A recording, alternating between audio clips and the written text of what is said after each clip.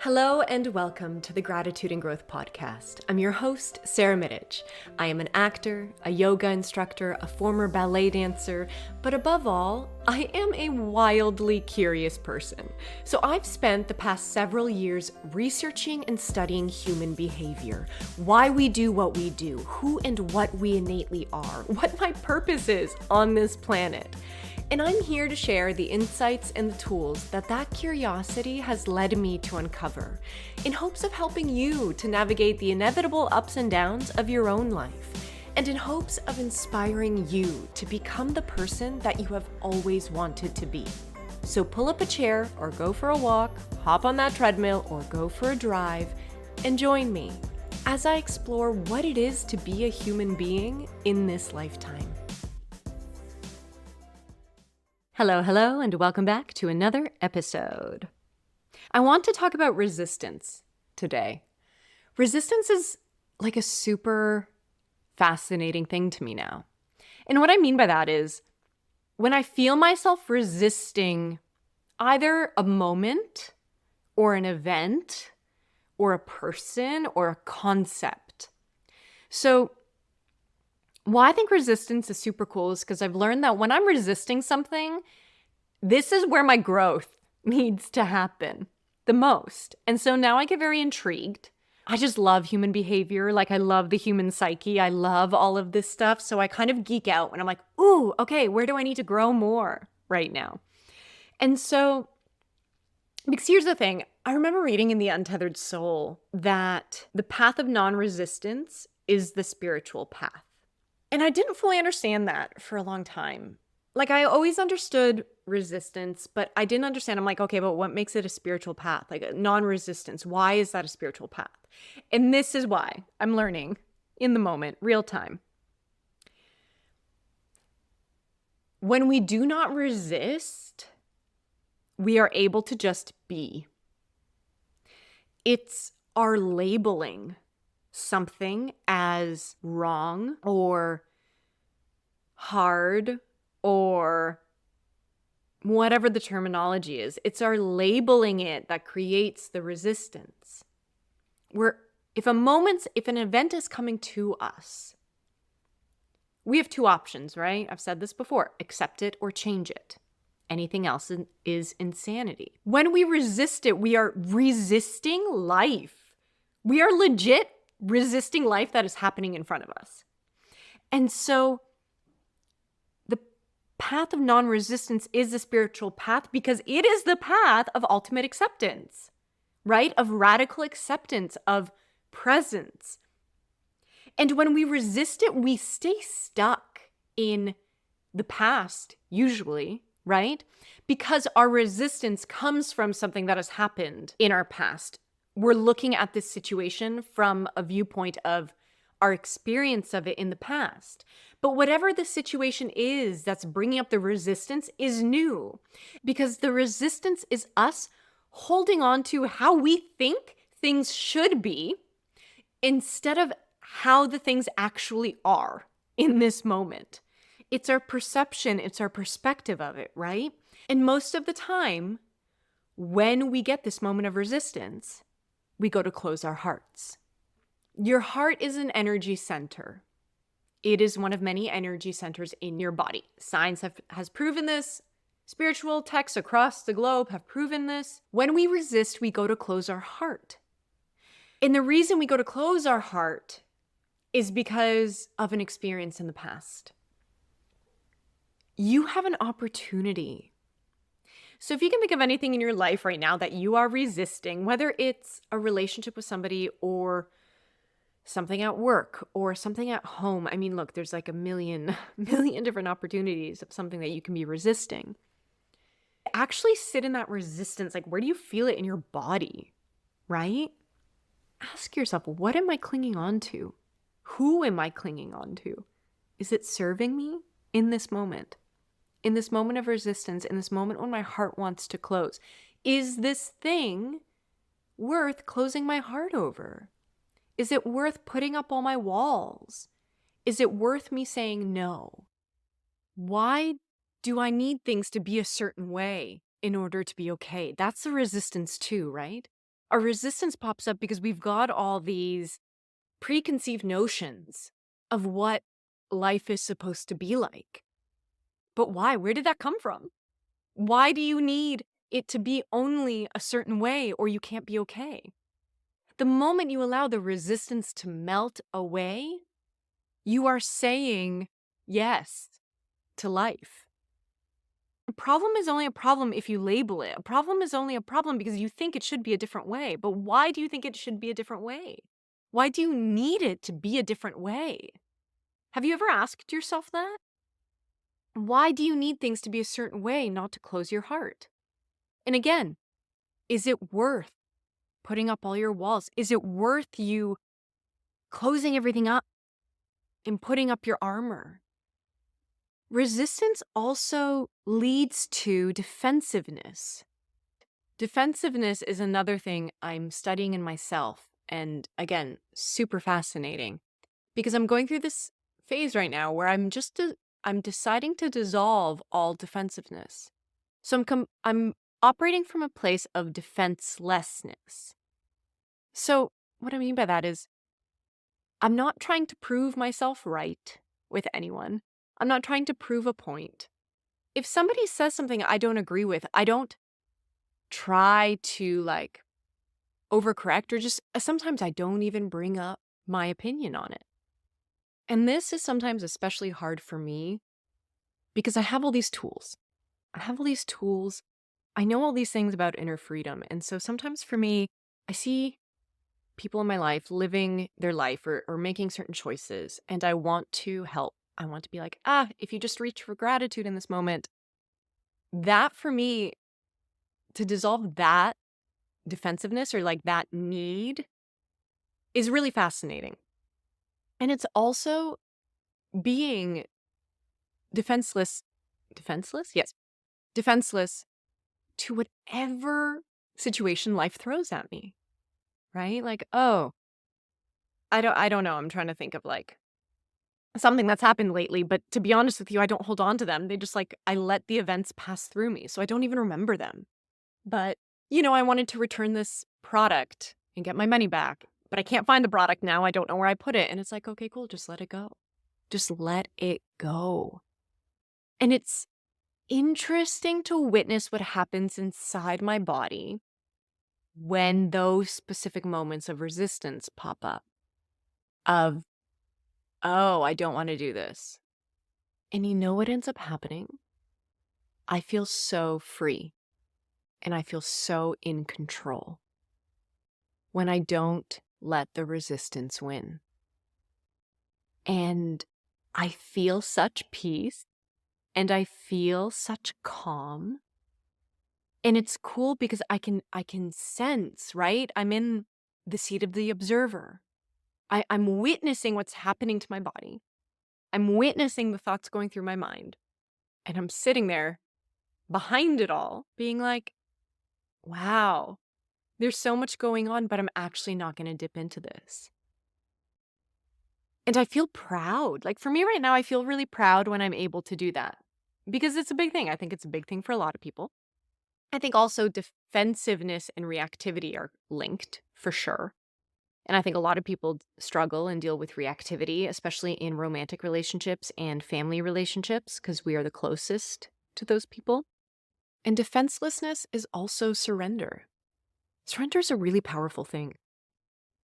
To be able to surrender to a moment, to surrender to an event that's coming at you, to surrender to somebody else's, preconceived notions and fears that they're putting on you, like that takes such strength.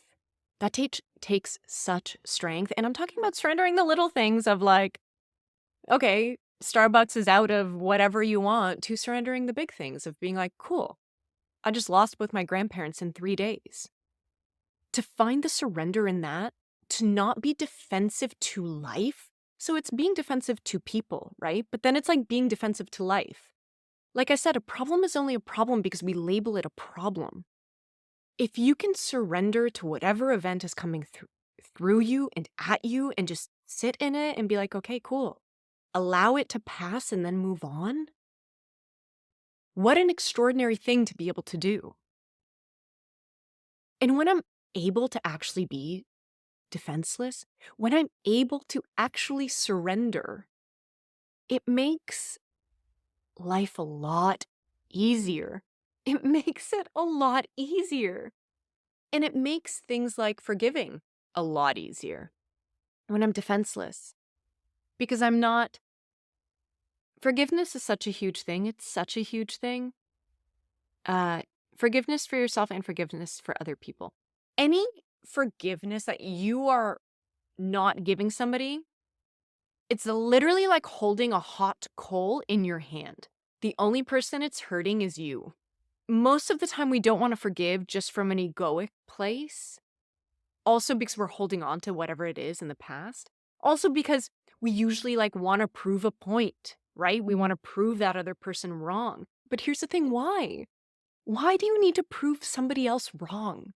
Because sometimes I witness in people, it's not just proving yourself right. They want to prove the other person wrong. And yes, that's fear. Yes, that's ego, all that stuff. But have you ever actually sat down to be like, why do I need that? Why can I not just like surrender and forgive in this moment? Why do I need to make sure they know they're wrong and they know they hurt me and they know? Is that you just trying to fix them? Is that you just.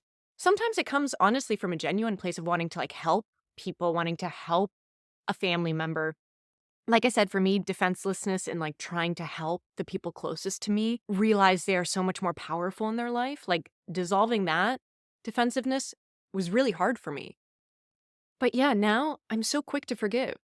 I will say sorry even if I'm right. You know what I mean? Because what is the point? What is the point of trying to prove something? The only person you have anything to prove to, the only person you have anything to prove to is yourself. And you don't have to vocalize that to anybody or anything. That's where I'm at. I got nothing to prove to the world. I really don't. But I got stuff I want to prove to myself, right? I want to keep growing. I want to keep motivated. I want to keep my mental discipline sharp. I want to be the person I want to be today and tomorrow and a month from now. Let's prove that I can not let things affect me. Let's prove that I have control over my emotions. Let's prove that when this resistance pops up, I'm gonna feel it and choose to go against it.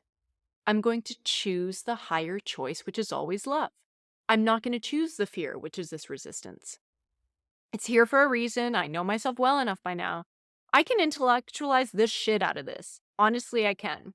And it's important to a sense to intellectualize because you can kind of like talk it out with yourself or whatnot. And just you get to know yourself and know why you do this. But it doesn't matter until it's on the physical plane. It's in the actions that you're doing or you're not doing. So when I meet resistance and I practice defenselessness and I just let the resistance melt away or either like push past it, those are the moments I am most proud of my growth because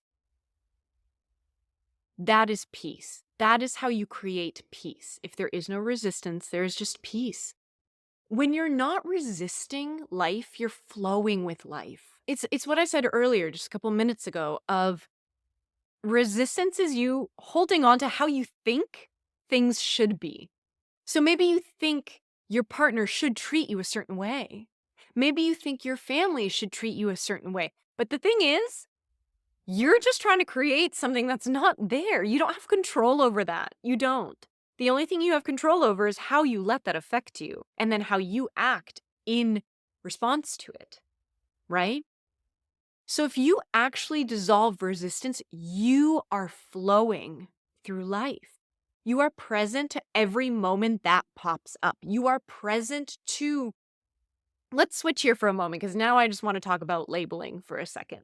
Your mind, we love to label things because it makes us feel like we're in control. We like to label what's right and what's wrong. We like to label other people's behavior as right and wrong.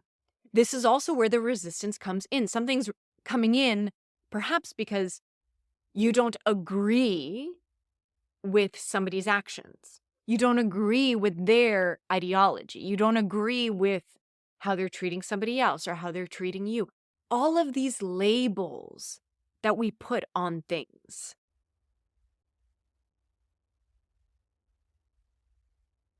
If you can dissolve labels, which I'll be honest to say, I've dipped in and out of it.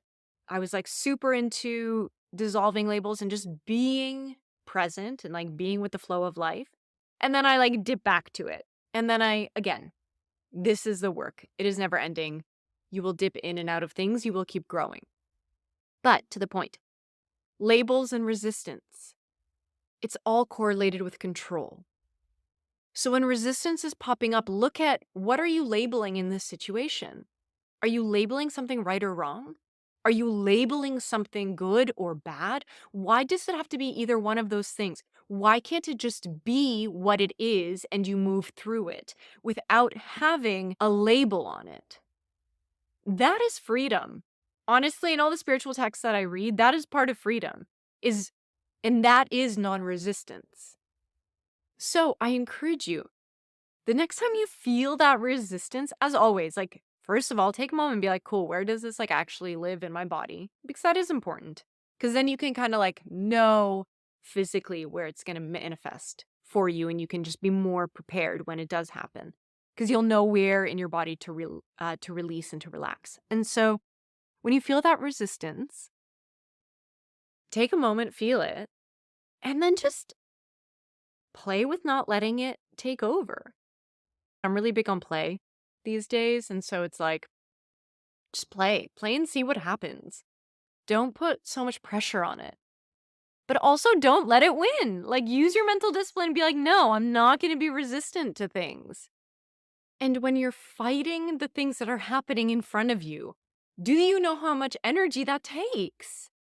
We are energetic beings. So when you aren't spending your energy fighting everything that life is throwing at you, when you are just in flow with it, you end up having so much more energy to do whatever you want with. Think about it, okay? We are energetic beings. We are full of energy.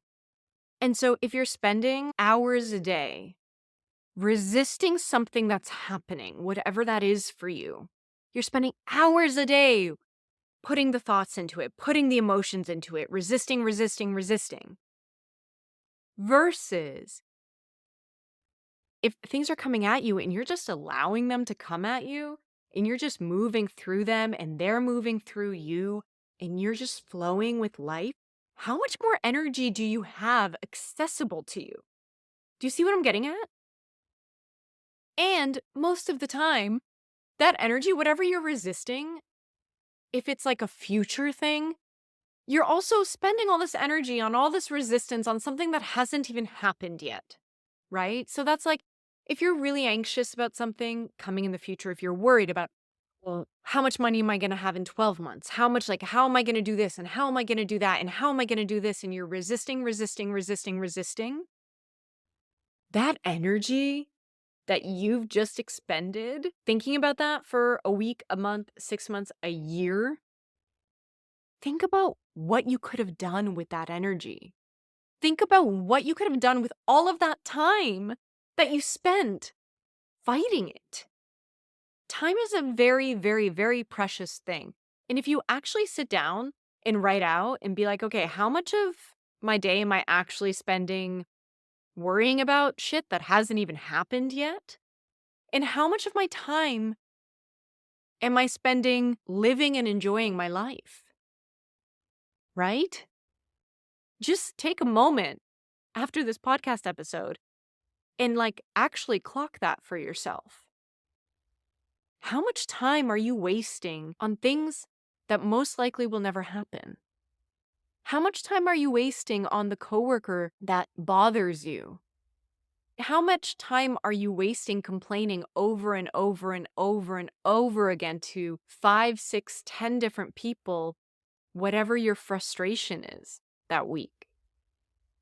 It's one thing to vent to somebody once. It's another one when you start saying and complaining about the same thing to anyone who's going to listen. all those hours, minutes, seconds lost on resistance. So I encourage you to flow.